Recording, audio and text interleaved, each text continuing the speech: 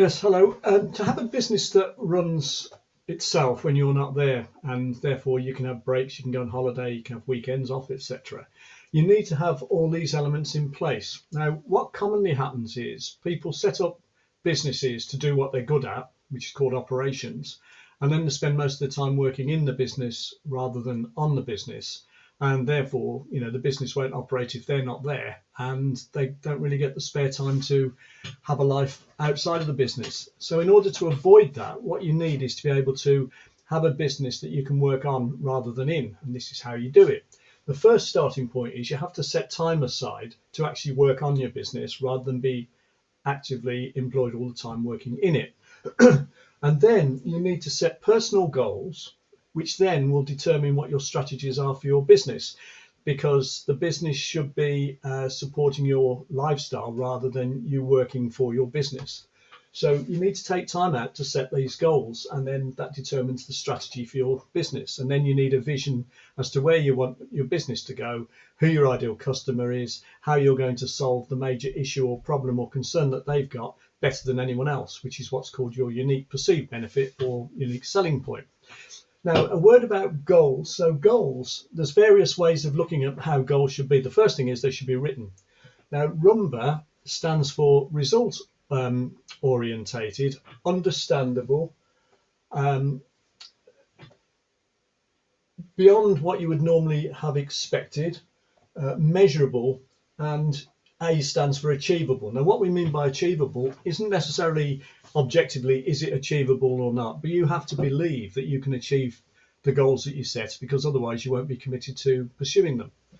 You can also talk about SMART goals, which is specific, measurable, achievable, relevant, and time-based. And you can also talk about PPP, which is they should be set in the positive present tense. So positive as in I am or I earn, present tense is as I am, I earn, and personal as in I. So the three P stand for personal, positive, present tense.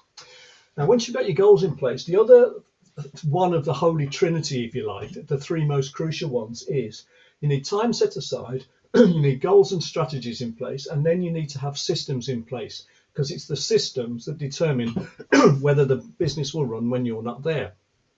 This comes from Michael Gerber, The E-Myth, which is a famous book you've probably heard of. But basically, any successful business that is a separate business to the person, if you like, has to have systems in place. And the systems have to be written out so that anybody in the organization can actually take on board what needs to be done in a particular role and can actually follow the system and just do it. So systemization.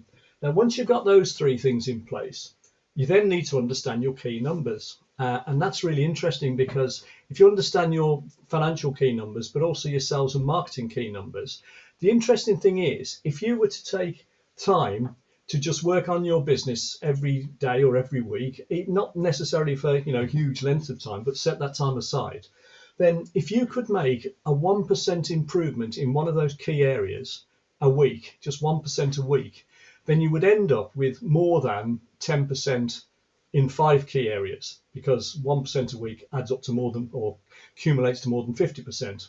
So you would end up with at least a 10% improvement in 5 key areas.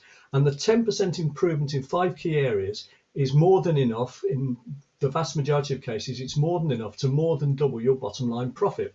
So it's just taking the time to work on your understanding your key numbers and then making some small improvements. To grow the business, you need to obviously do some sales and marketing, and you need to know, really, you need to use an expert for this, because everyone thinks they can do their own sales and marketing, but most people aren't very good at it, whereas people who know what they're talking about are. So this is one of those areas where it would pay to actually get someone to do it for you if you can afford that.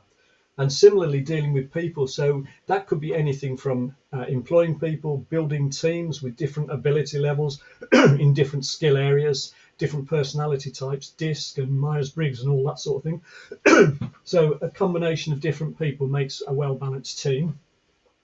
And then the last one there, which I've got, is operations. Now, I've left that till last because generally that's where people are most strong. Most people are in business because they're good at something, and for various reasons, they've ended up working for themselves doing this thing. So the operations bit they're normally quite good. But even there, generally, operations can be improved by systemizing. So systems can apply to operations, what you do, just as much as to the other areas. So in summary, to have a business that runs itself when you're not there, you need to be scoring high in each of these key areas, and you need to be taking time out, which you've diarised beforehand, to actually work on making small improvements to these 6 key areas. So that's the secret between being self-employed in the business, which is where a lot of people are, operations, working in the business, and being a business owner, where you're working on the business and you're standing outside and separate to the business, and you're working on the business and making these improvements and making the business systemized so it runs itself and so it's strong in all those key areas. So I hope you found that interesting. If you're interested in how a small group of business owners can act as each other's advisors and help each other with advice, and also to set goals, challenging goals, and hold each other accountable, have a look at businessroundtableuk.co.uk. You might find that interesting. And if you want to discuss any more of these ideas or have a one-to-one or anything like that, comment below, or on Facebook, or just message me. Hope you found that interesting. Thanks very much for following that today.